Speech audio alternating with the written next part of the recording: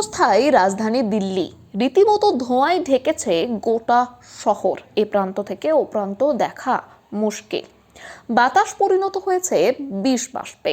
কালো ধোঁয়ার চাদরে গোটা শহর মুড়ে গেছে। সম্প্রতি দিল্লির আবহাওয়ার যে খবর তা চিন্তার ভাঁজ ফেলেছে দেশবাসীর কপালে। সম্প্রতি আসা খবর অনুযায়ী দিল্লির বায়ু অত্যন্ত দূষিত, জীবনযাপনের পক্ষে একদমই অযোগ্য। বেশ কয়েকদিন আগের রিপোর্ট অনুযায়ী দিল্লির এয়ার কোয়ালিটি ইন্ডেক্স ছিল 978, যা খুবই ঝুঁকিপূর্ণ এবং বসবাসের অযোগ্য।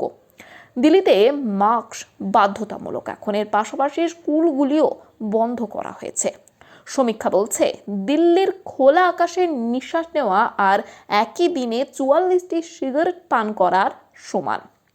শ্বাসকষ্ট সহ নানান সমস্যা বৃদ্ধি পেয়েছে দিল্লিতে।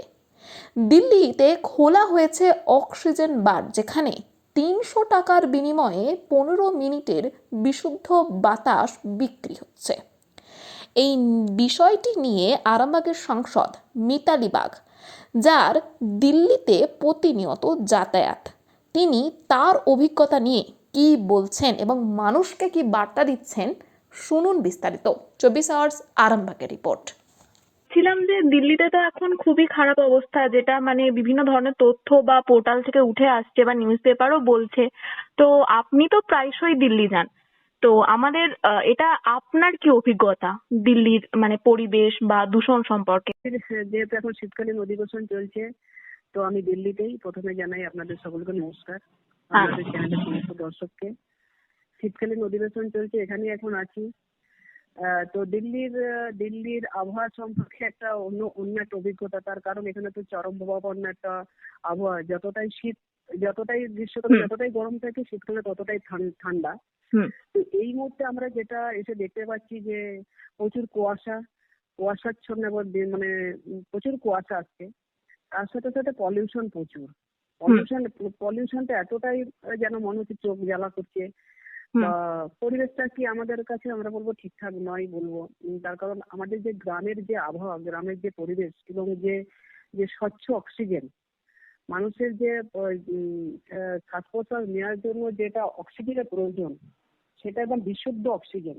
তো সেটা আমি বলবো এখানে খুবই অভাব বোধ করছে। এটা আমি যেটুকু দেখছি বা যেটুকু বুঝছি বা পুরোপুরি একটা কেমন ধরনের একটা ওয়েদার। পলিউশন যেটা আপনারা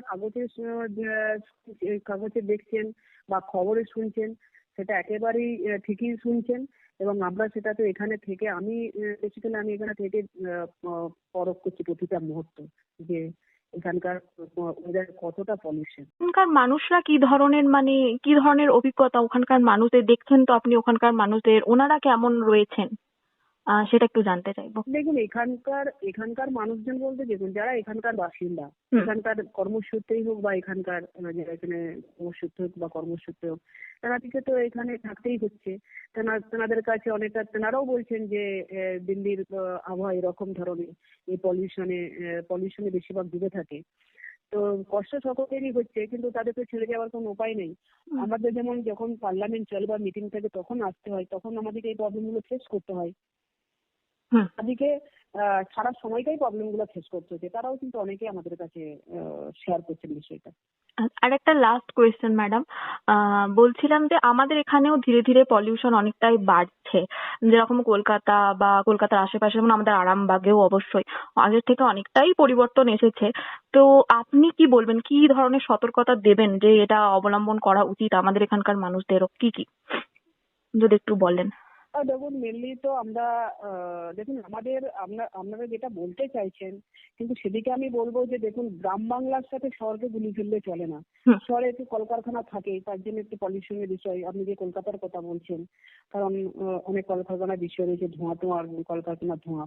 তা থেকে আমি যদি বলি, আমি যদি আরামবাগের কথা বলি, তো তাহলে বলবো সেখান থেকে তো আমাদেরকে পলিউশনে ফেস করতে হয় না, আমি এটা বলতে পারি। তার কারণ গ্রামের যে স্বচ্ছ বাতাস, যে মুক্ত বাতাস আমরা বলি, সেটুকু কিন্তু আমরা গ্রামে কিন্তু আমরা পাই। মাঠ ঘাটে আমাদের গ্রামে রয়েছে।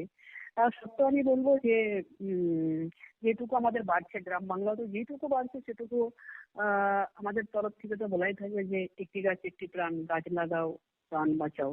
তো আমরা বেশি বেশি করে যদি গাছ লাগাতে পারি আমরা স্বচ্ছ অক্সিজেন অবশ্যই পাবো এবং পলিউশন থেকে আমরা অনেকটাই মুক্ত থাকতে পারবো। দেখবেন আমাদের সেটা চলছে, আমাদের গাছ লাগানোর বিষয়গুলো আমাদের কিন্তু দিকে দিকে চলছে। সন্তানের পরে মন বসছে না, প্রচুর পরিশ্রম করেও আপনি আশানুরূপ পারিশ্রমিক পাচ্ছেন না, যার ফলে আর্থিক সংকট আপনার জীবনে দুঃখ এবং চাপের ছায়া ফেলেছে। দেনার ভারে জর্জরিত স্বামী স্ত্রীর মধ্যে প্রতিনিয়ত ভুল বোঝাবুঝি বেড়েই চলেছে। নতুন বাড়ি কিনেছেন কিন্তু সেই স্বপ্নের বাড়িটা যেন আরো দুর্ভোগ নিয়ে এসছে আপনার জীবনে। আপনি ভাবছেন সস্তায় পাওয়া বাড়িটা নেওয়াটাই কি সঠিক সিদ্ধান্ত ছিল? এমনই সব দ্বিধাদ্বন্দ্ব এবং জীবনের কঠিন মুহূর্তে আপনাকে সঠিক পথে পরিচালিত করবেন আন্তর্জাতিক খ্যাতিসম্পন্ন স্বর্ণপদক ও স্বর্ণ মুকুটপ্রাপ্ত ডক্টর অজয় শাস্ত্রী। তিনি শুধু আপনাকে পথই দেখাবেন না, আপনার জীবনে সত্যিকারের সুখ, শান্তি, ঐশ্বর্য, অর্থ যেন সঠিক সময় আপনার কাছে পৌঁছে দেয় সেই দায়িত্বও নেবেন। তাঁর অভিজ্ঞতা এবং জ্ঞানের আলোতে আপনার জীবন হয়ে উঠতে পারে নিরুদ্বেগ ও সমৃদ্ধির পথে ধাবমান। তাই আর দেরি নয়, স্ক্রিনে দেওয়া নাম্বারে এখনই ফোন করে ডক্টর অজয় শাস্ত্রীর সাথে যোগাযোগ করুন। কে জানেন, হয়তো একটিমাত্র ফোনই আপনার জীবনকে বদলে দিতে পারে।